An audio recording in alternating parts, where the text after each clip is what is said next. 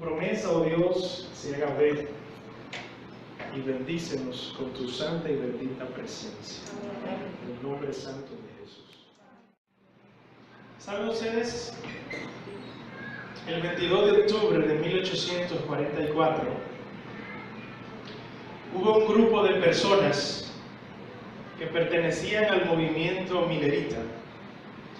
Ellos en esa ocasión llegaron a la conclusión de que el 22 de octubre de 1844,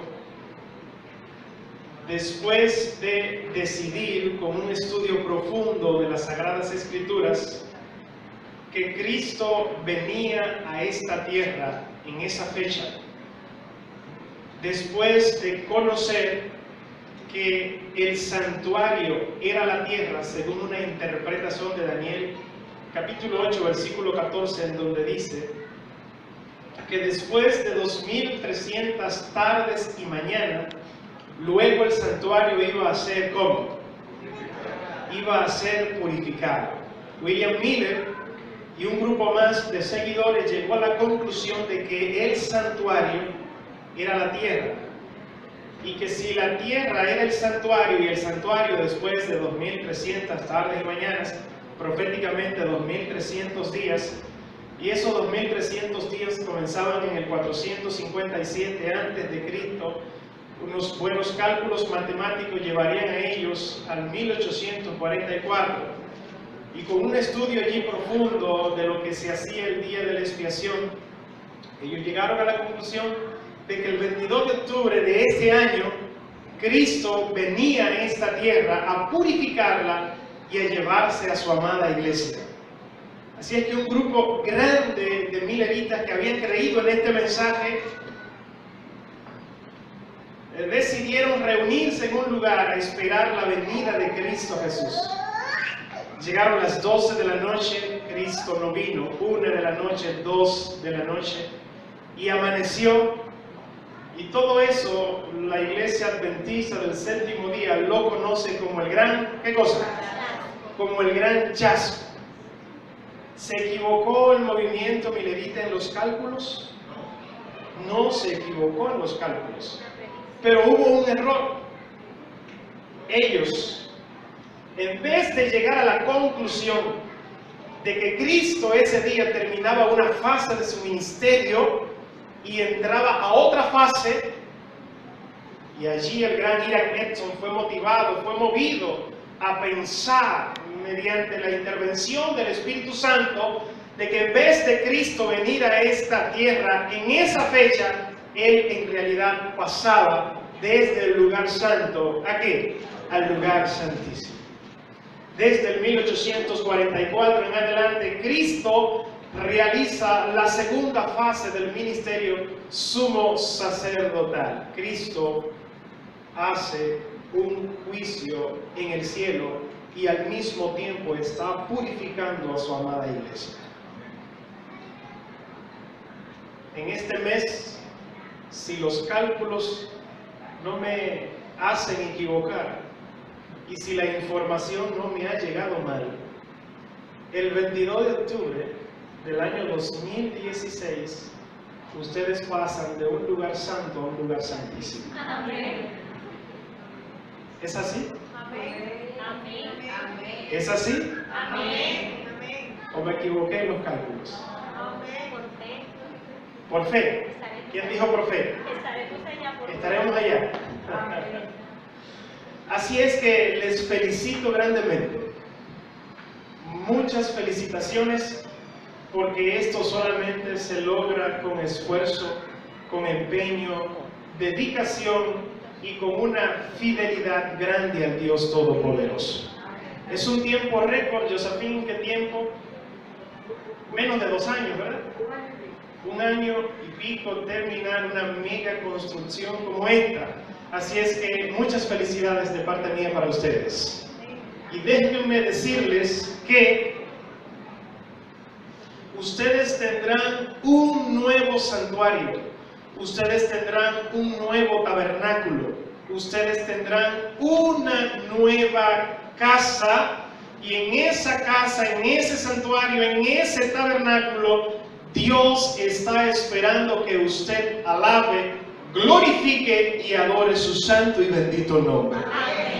Así es que tenga muy pendiente que cuando usted pase de este salón, que todos los sábados se convierte en casa de Dios y puerta del cielo, cuando usted vaya a aquel lugar, usted debe ir con el objetivo, con el propósito solamente de bendecir el nombre de Dios. Que el nombre de Dios sea glorificado en aquel lugar. Y ya yo me veo animado en esta mañana a predicar un poquito del santuario. Así es que antes de hacer uso de la palabra de Dios, ¿qué les parece si oramos? Bendito Padre Celestial,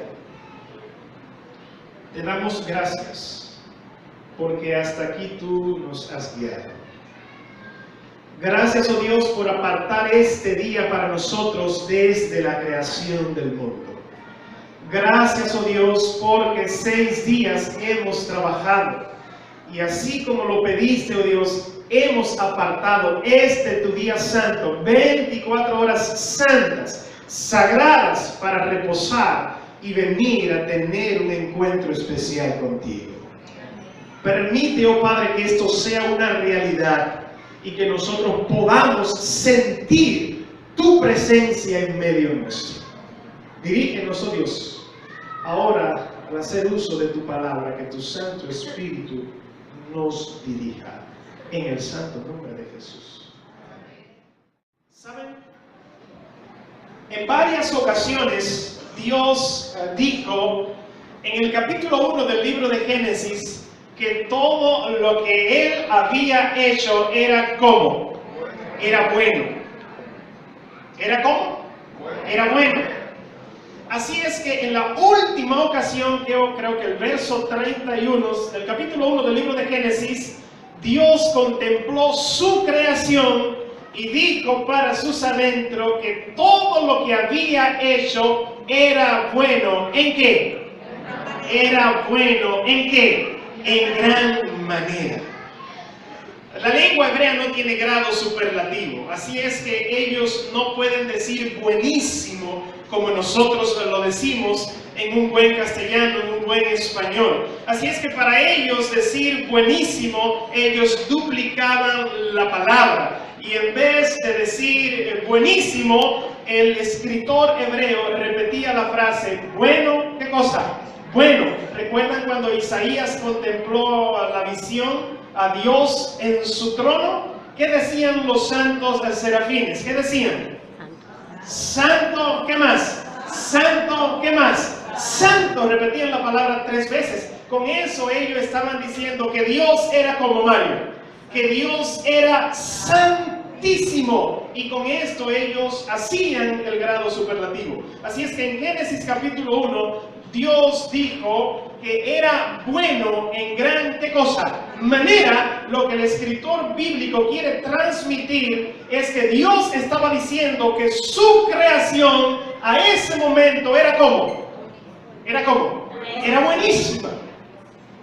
Y esa creación de Dios fue específicamente para que el hombre pudiera estar en ella, pudiera contemplarla a ella y pudiera beneficiarse de ella. Pero si nosotros nos vamos a Génesis capítulo 2, nos vamos a dar cuenta que Dios, como queriendo agradar a un buen invitado, en vez de dejar la creación así, en medio de esa creación buenísima, Dios hizo algo mucho más bueno. ¿Qué hizo? El hombre fue hecho en la semana de la creación, en el 6º día. Después de crear en los 6 días y después de hacer el 7º día el reposo, Dios hizo algo. ¿Qué hizo Dios? Después de los 6 días de la creación, después de realizar al hombre, Dios hizo 2 cosas. Dios hizo Mario ¿a qué? Dios hizo el sábado. ¿Qué más hizo Dios?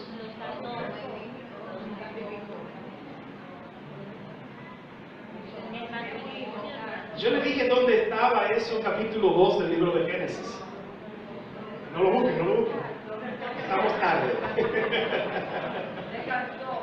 Sí, él hizo el descanso. Al hacer el sábado, él hizo el descanso, hizo el reposo. ¿Qué fue, Mario? Lo bendijo y lo santificó. Sí, pero eso no es. ¿Cómo? La mujer fue hecha en el sexto día, después de que Dios creó al hombre. También instituyó el matrimonio allí en ese día. Reposó, él creó el reposo y él reposó de sus obras, aunque no estaba cansado. ¡Wow! ¿Pero qué hizo Dios? Vamos a ver. Compartió junto con la pareja. Compartió junto con la pareja el huerto. Dios hizo ¿qué cosa? Dios hizo el huerto del Edén. Dios hizo el jardín del Edén. Dios hizo un lugar de delicia para el hombre. Después que Dios dijo que todo lo que había creado era bueno en gran manera, como para agradar a su invitado, a su creación, al hombre y a la mujer, Dios le hizo algo mejor en medio de algo bueno. ¿Qué le hizo? El jardín del Edén, el huerto del Edén, el paraíso. Este lugar era la morada ¿de quién? Era la morada del hombre, era la morada de la mujer y era el punto de encuentro entre Dios y quién, y el hombre, entre el hombre y quién más, y Dios. Si el jardín del Edén, el huerto del Edén, además de funcionar como la morada del hombre, la casa del hombre, si también era el punto de encuentro entre Dios y el hombre y Dios, esto hace al jardín del Edén, al huerto del Edén, el primer, ¿qué cosa? El primer santuario sobre la tierra. Porque el santuario es el lugar, el tabernáculo es el lugar de encuentro entre Dios y el hombre, entre el hombre y quién más, y Dios. Es el lugar en donde Dios manifiesta, ¿qué cosa? Su presencia, en donde Dios manifiesta su gloria. No tenemos mucho tiempo en esta mañana, pero hay muchísimos paralelismos entre el jardín del Edén y el santuario que construyó Moisés en el desierto. Por ejemplo, la puerta del jardín del Edén daba ¿hacia dónde? Daba hacia el oriente, y la puerta del santuario también daba ¿hacia dónde? Hacia el oriente. De en medio del jardín del Edén salían, ¿qué cosa? Un río que se dividía en 4 ramales. En el santuario también allí había una fuente, allí había un lavacro que hacía el paralelismo con el río que salía del jardín del Edén. En el jardín del Edén, dice la palabra de Dios, habían piedras, ¿qué cosa? Habían piedras preciosas. Y en el santuario terrenal también habían muchas piedras preciosas. En el jardín del Edén, Dios se encontraba con el hombre, Dios se encontraba con la mujer. Y en el santuario terrenal, Dios también se encontraba ¿con quién?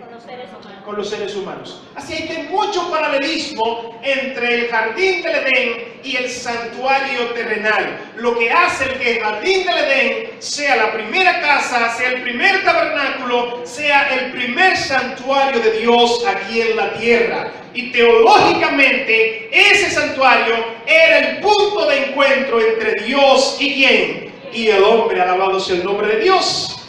Porque Dios, en medio de algo bueno, creó algo mejor. Una morada para el hombre y un punto de encuentro entre las huestes celestiales y la creación hermosa de Dios, el hombre y la mujer. Pero todos sabemos que el capítulo 3 del libro de Génesis está allí. Y ese capítulo no es muy bonito. Porque ese capítulo 3 registra que el hombre desobedeció ¿a quién? A Dios. Que el hombre desobedeció ¿a quién? A Dios. Ese capítulo registra que a la tierra entró ¿qué cosa? El pecado. Y por el pecado, Romanos capítulo 5, entró ¿qué cosa? La muerte. Así la muerte pasó ¿a quién? A todos los hombres, por cuanto todos ¿qué cosa? Pecaron. Este es un capítulo triste del libro de Génesis. Génesis 1, bellísimo. Génesis 2, hermosísimo. Génesis 3, no muy bueno, no muy hermoso, porque allí Moisés registra la entrada del pecado. Y el pecado produjo que el hombre expulsara, que Dios expulsara ¿a quién? Al hombre. ¿De dónde? ¿De dónde, Mario?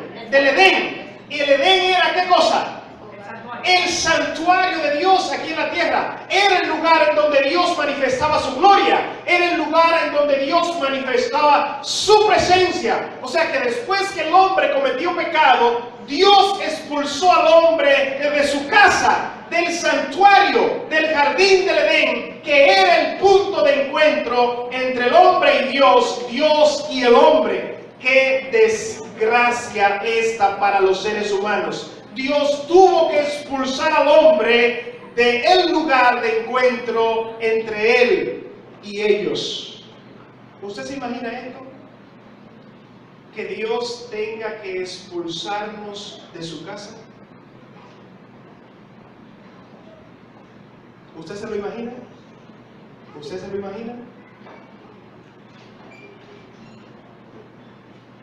El pecado es tan grande, amigos.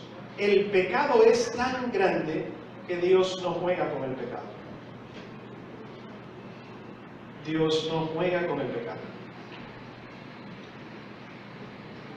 Cuando el hombre trasciende la gracia, cuando Dios se aleja, cuando el hombre se aleja tanto de la gracia, cuando ya no hay más que hacer por el hombre, Dios toma una decisión. Él lo expulsa de su presencia. Él lo expulsa en donde Él manifiesta su gloria, de donde Él manifiesta su presencia. Cuando no se halló más lugar para Satanás, ¿dónde? ¿Dónde? En el cielo. ¿Qué hizo Dios? ¿Qué hizo Dios? Lo expulsó. ¿De dónde expulsó Dios a Satanás? ¿Simplemente del cielo? No, lo expulsó del lugar en donde Él habita. Lo expulsó del lugar en donde Él manifiesta su presencia, en donde Él manifiesta su gloria. O sea que Dios expulsó a Satanás de su misma gloria y de su misma presencia, de su santuario celestial. ¿Por causa de qué? Del pecado. En el jardín del Edén, después que el hombre pecó, Dios también expulsó a Satanás de su presencia, de su santuario. Isaías 14, Ezequiel 28. ¿Qué dice la palabra de Dios? En el monte de Dios, ¿qué cosa? Estabas, refiriéndose a Satanás. Y del monte de Dios, del jardín del Edén, de ese lugar de encuentro, de esa morada, de esa casa, de ese santuario, de ese tabernáculo, Dios también expulsó al hombre por causa del pecado. ¿Dónde está ahora el tabernáculo? ¿Dónde está el santuario? ¿Dónde está el lugar en donde Dios manifiesta su presencia? Ellos fueron expulsados de la gloria de quién. ¿Están tímidos ustedes? ¿De la gloria de quién? De la gloria de Dios. De la gloria de Dios. Si usted se va al libro Patriarcas y Profetas, usted se va a dar cuenta de la escritora norteamericana Helena Harmon de White, que hubo un lugar después del pecado en donde Dios manifestaba su gloria, en donde Dios manifestaba su presencia, en donde Dios tenía un punto de encuentro con el hombre. ¿Cuál era ese lugar? ¿Cuál era ese lugar? ¿Cuál era ese lugar? Santuario no, ya el hombre fue expulsado del santuario por causa del pecado. Después de Dios expulsar al hombre por causa del pecado del santuario, Dios tenía un lugar en donde se encontraba con el hombre. En la puerta del jardín del Edén. ¿Por qué en la puerta del jardín del Edén? Porque uno no podía entrar y el otro no podía salir. El que no podía salir era ¿quién? Dios. Y el que no podía entrar era ¿quién? El hombre. Génesis capítulo 3, versículo 24. Después del hombre cometer pecado, Dios puso a la puerta del jardín del Edén, ¿qué cosa? dos querubines y una espada encendida que se removía por todos los lugares. Estos querubines estaban allí. De hecho, es la primera vez que la Biblia menciona la presencia de querubines en esta tierra. Los querubines estaban allí para detener el paso del hombre al jardín del Edén, la casa de Dios, el santuario de Dios. Pero si usted hace un estudio cuidadoso en el Antiguo Testamento, usted se va a dar cuenta que donde hay querubines, allí habita ¿quién? Allí habita Dios. Dios le dijo a Moisés que en la cubierta del arca hiciera dos querubines, y en medio de los querubines Dios iba a hablar a Moisés, Dios iba a hablar al pueblo. Ezequías, cuando estaba enfermo, oró y dijo allí en Isaías que de en medio de los querubines Dios se iba a revelar, Dios iba a hablar, iba a manifestar su gloria. Salmo 99, versículo 1 dice que en medio de los querubines, en el mismo trono de Dios, Dios manifiesta su gloria, Dios manifiesta su presencia. Si Dios manifiesta su presencia en medio de los querubines, y en la puerta del jardín del Edén había querubines, entonces la palabra de Dios está diciendo que a la puerta del jardín del Edén Dios manifestaba su gloria, Dios manifestaba su presencia, Dios tenía encuentro especial con el hombre. Por eso nosotros concluimos que cuando Caín y Abel llevan sus ofrendas a Dios, las llevan a la puerta del jardín de ¿qué? Del Edén, porque allí los primeros adoradores y los descendientes de Adán, los que querían salvarse, los que querían adorar a Dios, iban a la puerta del jardín del Edén a tener un encuentro especial con Dios. Así es que la Biblia nos dice en el libro de Génesis que Dios hizo dos lugares preferidos para encontrarse con el hombre: el jardín del Edén, y después del pecado, la puerta del jardín del Edén. Todos conocemos que Génesis capítulo 6, capítulo 7, capítulo 8 y capítulo 9 registran una historia desastrosa. Los hombres, sus pensamientos iban de continuamente ¿a qué? Hacia el mal. Y Dios decidió destruir la tierra por medio de ¿qué? De un diluvio. Y dice la sierva del Señor que en esa ocasión Dios se llevó el huerto de ¿qué? Dios se llevó el huerto de ¿qué? Del Edén. Ahora no hay lugar en donde Dios manifieste ¿qué cosa? Su gloria. En donde Dios manifieste su presencia. En donde Dios tenga un punto de encuentro especial ¿con quién? Con el hombre.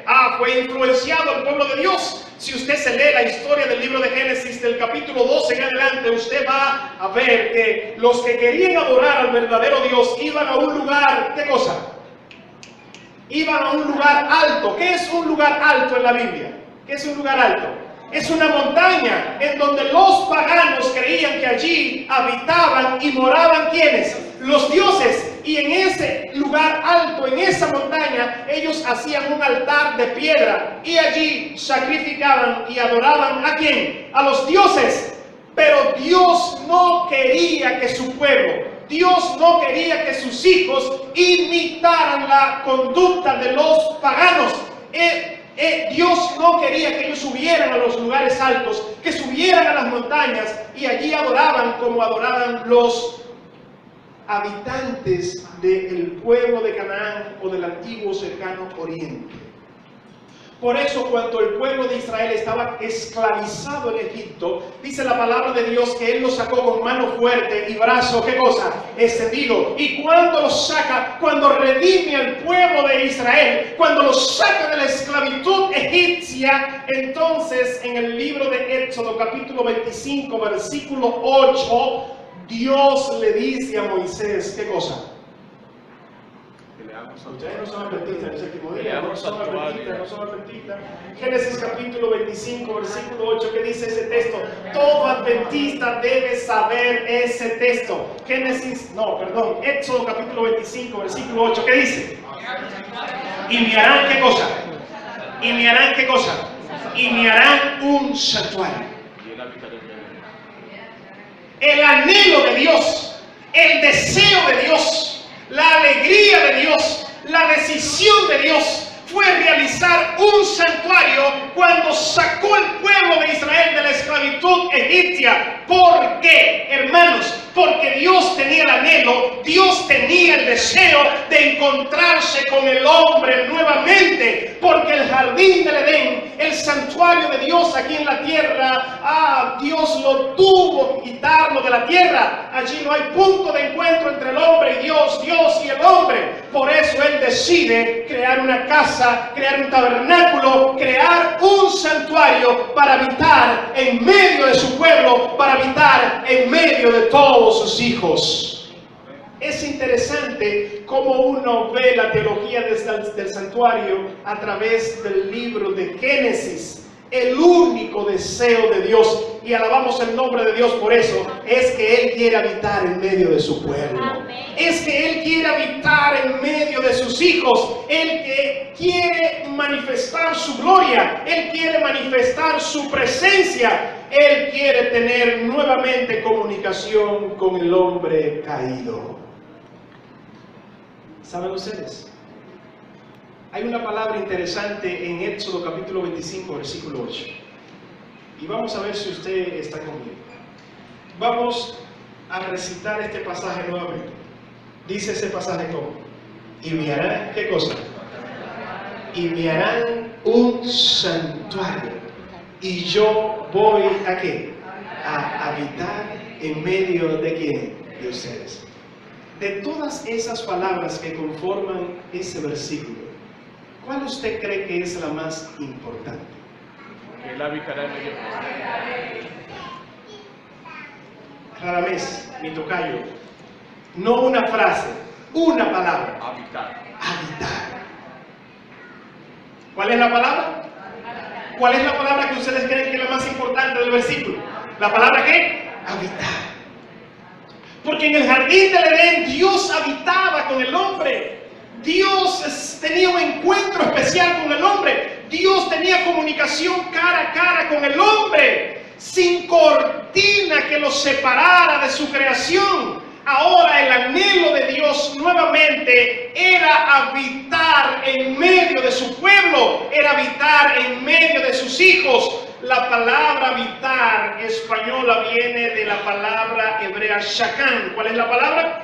La palabra es chacán. Chacán inmediatamente significa morada. ¿Qué significa? Morada. Pero no una morada que no sea permanente, sino una morada permanente. Lo que Dios está diciendo a su pueblo a través de Moisés era que Él no solamente iba a venir e iba a caminar en medio del santuario y luego se iba a ir, sino que Él iba a vivir para siempre en medio de sus hijos. Esa iba a ser su casa, ese iba a ser su tabernáculo, ese iba a ser su santuario, ese iba a ser el punto de encuentro entre el pueblo de Israel y ¿quién? Y Dios.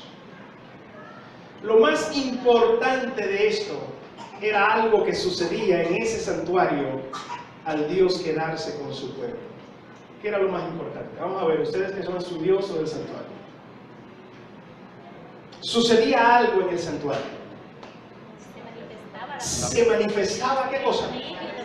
¿Se manifestaba qué cosa? La presencia de ¿quién? De Dios. Y teológicamente a la manifestación de la presencia de Dios en el lugar santísimo, los judíos la conocían como La Shekinah. la Shekinah. La Shekinah era la manifestación del Dios Todopoderoso en el santuario terrenal.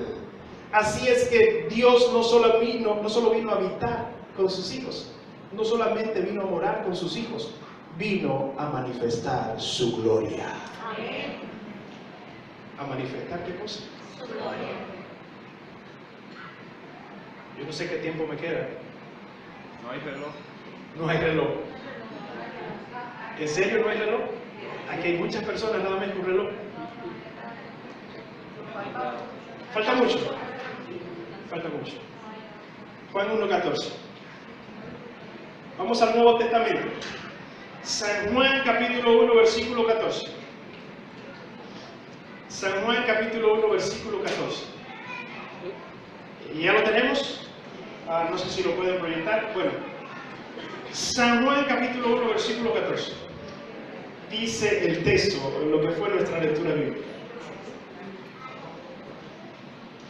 Y el verbo, ¿qué cosa sucedió con el verbo? Y el verbo se hizo, ¿qué cosa? Y el verbo se hizo carne. Una palabra interesante ahí, ¿verdad? Y el verbo se hizo carne. Y habitó, ¿qué cosa? Y habitó entre nosotros, lleno de gracia y de qué. Y vimos, ¿qué dice Juan? Y vimos, ¿qué cosa? Su gloria, como del unigénito, ¿de qué? Del Padre, lleno de gracia y lleno de qué. ¿Y lleno de qué?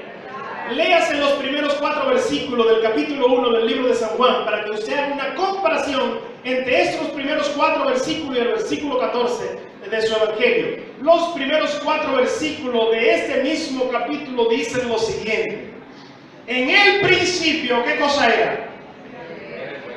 Ustedes están dormidos, despiértense. En el principio, ¿qué cosa era? En el principio era el verbo.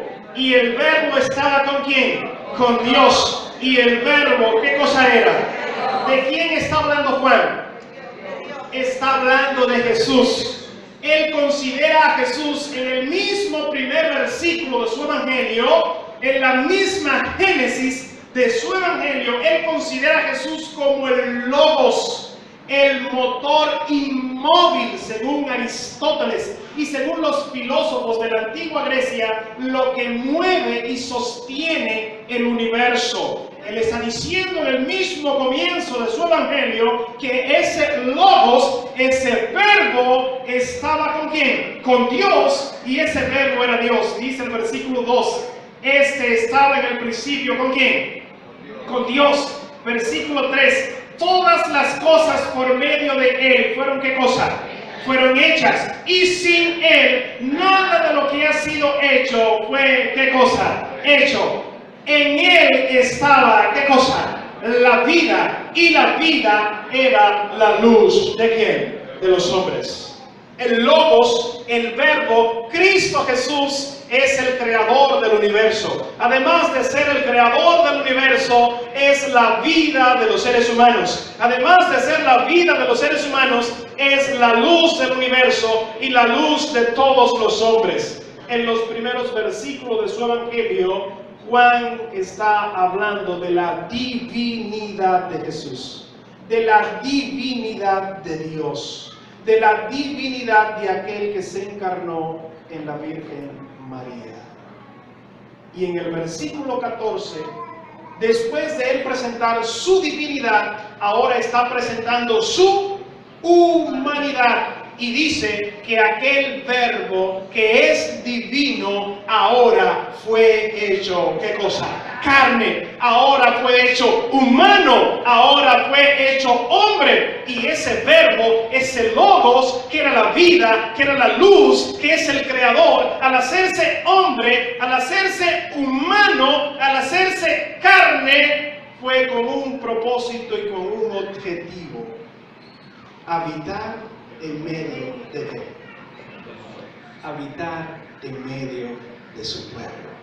Y yo alabo el nombre de Dios. En el Antiguo Testamento, en Éxodo capítulo 25, versículo 8, Dios le dijo a Moisés: me construirán ¿qué cosa? Un santuario, una casa, un tabernáculo para yo habitar en medio de ¿quién? De ustedes, para yo morar en medio de ustedes. Ahora, en el Nuevo Testamento, Jesús, Dios no necesita un santuario, Dios no necesita una casa, Dios no necesita un tabernáculo, porque los tres poderes del cielo, el concilio celestial, determinó que el segundo en la Trinidad, Cristo Jesús, Dios, la vida, la luz, el que creó todas las cosas, iba a venir a este mundo, se iba a encarnar, se iba a convertir en hombre, en humano y en carne, e iba a ser el verdadero templo para gloria de Dios. Ya no necesitamos 4 paredes, ya no necesitamos una casa física, porque la casa, el santuario, el tabernáculo ahora es Cristo Jesús. Si usted lee la palabra de Dios detenidamente en el Evangelio de Juan, usted se va a dar cuenta que en el capítulo 2, después de que Jesús convierte el agua en vino, va a Jerusalén y va al santuario. Y cuando va al santuario se da cuenta que allí están sucediendo grandes cosas. ¿Qué está sucediendo en el santuario? ¿Qué está sucediendo en el santuario? Acuérdense que Jesús dijo, mi casa será llamada, ¿qué cosa? Casa de oración y no una cueva, ¿de qué cosa? ¿Y qué hizo Jesús después de esto? ¿Qué hizo Jesús? Tomó, ¿qué cosa? Un látigo. Y nosotros conocemos esto como la purificación ¿de qué? Del santuario. ¿Y qué dijo Jesús a los dirigentes del pueblo de Israel? Voy a derribar, ¿qué cosa? Voy a derribar este templo y ¿en cuántos días lo levantaré? En 3 días lo levantaré, dijeron los dirigentes del pueblo. 46 años nos ha tomado construir este templo y tú dices que lo vas a levantar en 3 días. Pero dice San Juan que Cristo Jesús estaba hablando ¿de qué? Estaba hablando de su templo. O sea que Cristo Jesús, al convertirse en hombre, vino a esta tierra como el verdadero santuario, como el verdadero templo, como el verdadero tabernáculo, en donde habita en él corporalmente toda la plenitud de la deidad del cielo. Para los judíos, solamente había una cosa más grande que el templo. ¿Cuántas cosas? ¿Cuántas? Una. ¿Usted sabe cuál era? Adventistas. El sábado. Más grande que Dios, ¿no? Es más grande que el templo, ¿no? Dios. Más grande que el templo. Es Dios, Claribel, es Dios. Pero no es la palabra que yo estoy buscando. Jehová tampoco. Yahvé tampoco. Shekinah. Los judíos creían que solamente la Shekinah era más grande que el templo. ¿Y qué era la Shekinah? La presencia de quién? De Dios. La manifestación de quién? De Dios.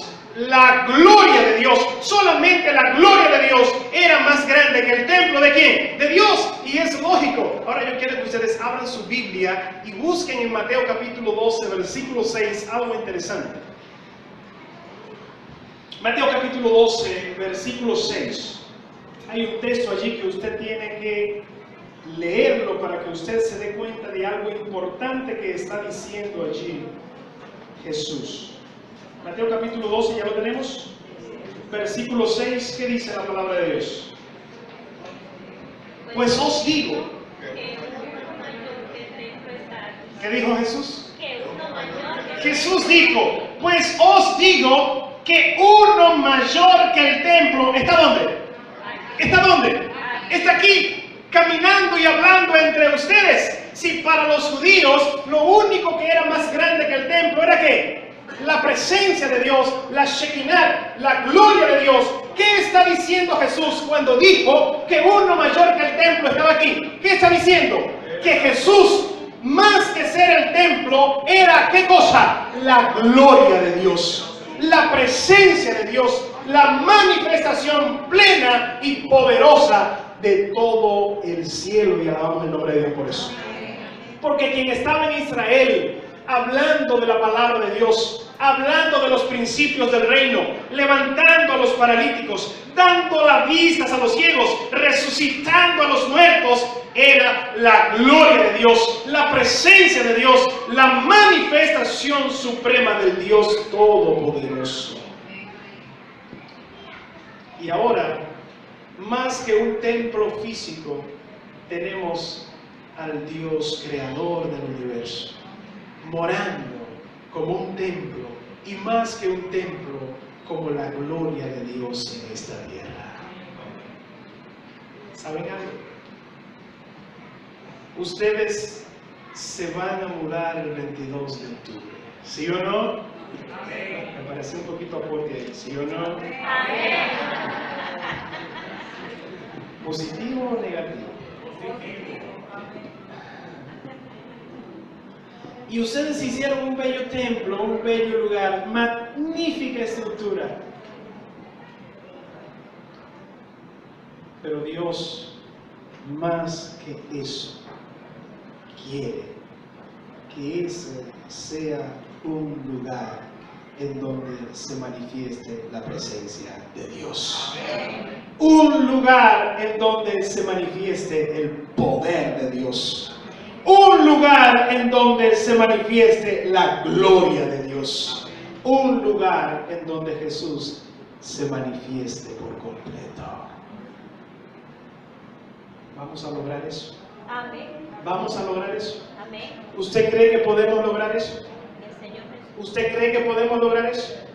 Un lugar en donde no simplemente sea bello, hermoso, sino más bien un lugar en donde Dios manifieste su poder, en donde Dios manifieste su gloria, en donde Dios manifieste su presencia. Un lugar en donde la gente sedienta del Espíritu del Señor vaya allí y encuentre el agua de vida, agua que brote y salte para la vida eterna. Ese es el lugar que Dios quiere. Y ese es el lugar que Dios quiere que tú le prepares después del 22 de octubre del 2016.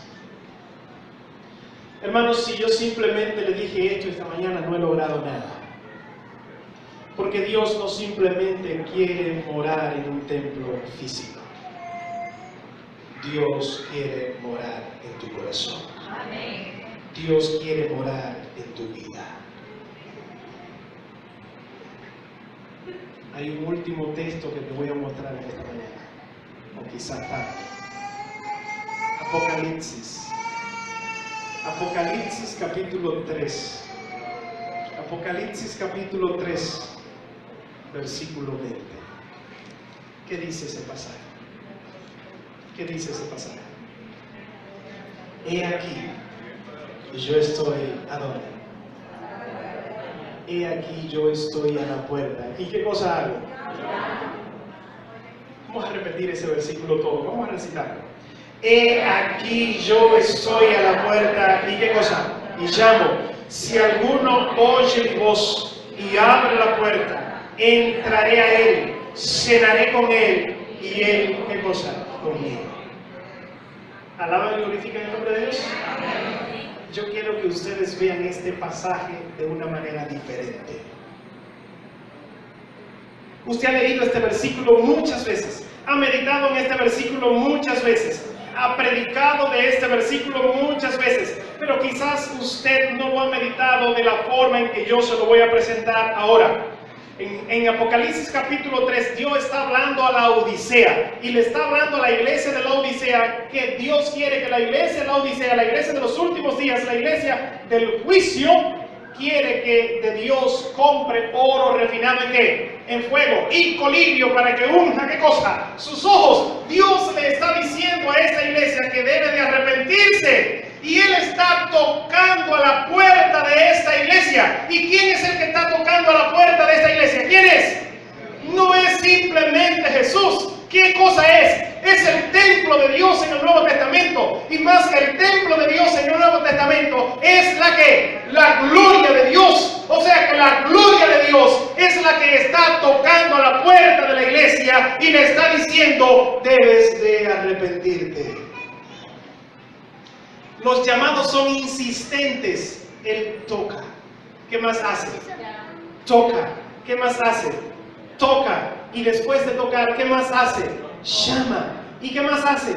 Llama.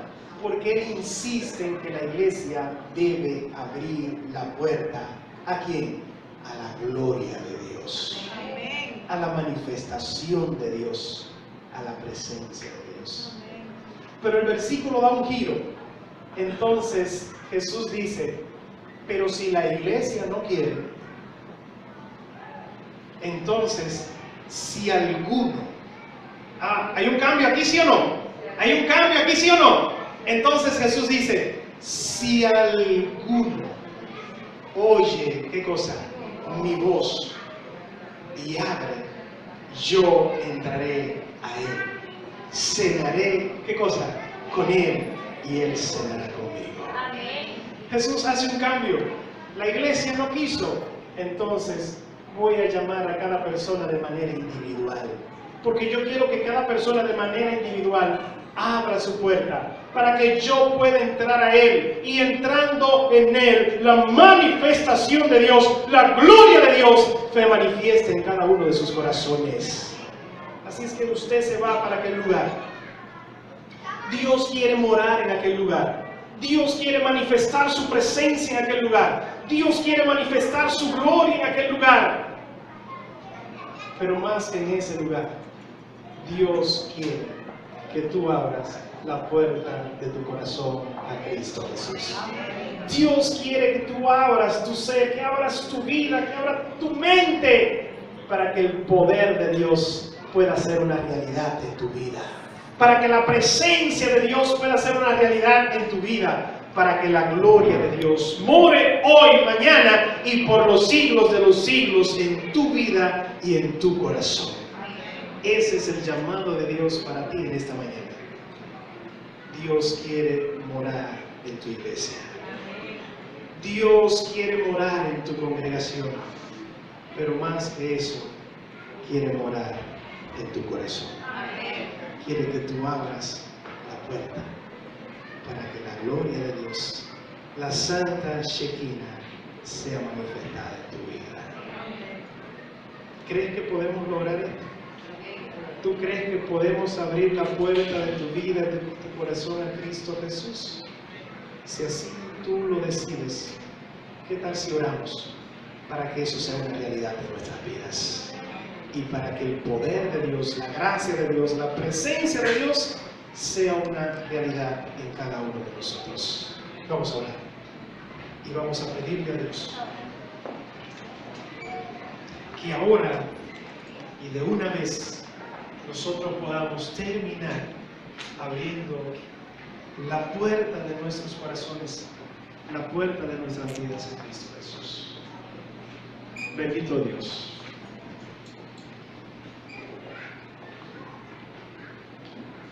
Cuando tú vas a manifestar tu gloria, como dice Salomón, las puertas, los muros de tu templo no te pueden contener. Así es que, oh Dios, en este momento te pedimos que si nuestro ser, si nuestro cuerpo, el templo del Espíritu Santo, te puede contener, entonces nosotros te pedimos ahora que vengas y mores en cada uno de nosotros. Amén. Que tu presencia y tu gloria pueda ser una realidad, para como Moisés cuando bajaba del monte, los seres que están allá afuera puedan ver el resplandor de la gloria de Dios en nuestras vidas. Oh Padre eterno, te presentamos a esta amada iglesia con todos sus dirigentes. Ellos van a un nuevo lugar, tienen grandes desafíos. Que ellos no vayan solos, que tu Santo Espíritu vaya con ellos. Que tu Santo Espíritu pueda dirigir sus vidas y sus pensamientos, y que como un solo hombre, con un mismo sentir y con un mismo lenguaje, ellos puedan llevar esta iglesia no solamente a ese lugar, sino también al reino de los cielos. Que las puertas y los muros que impiden la penetración del Evangelio en todas esas torres puedan ser derribados por el poder de la gloria de Dios. Amén. Padre, gracias. En el nombre santo de Jesús. Amén. En las horas que restan de este tu día sábado, nosotros también podamos guardar el mandamiento conforme a tu palabra. Amén. Gracias por hablarnos, gracias, oh Dios, por bendecirnos. Ahora llévanos en paz a nuestros hogares. Amén.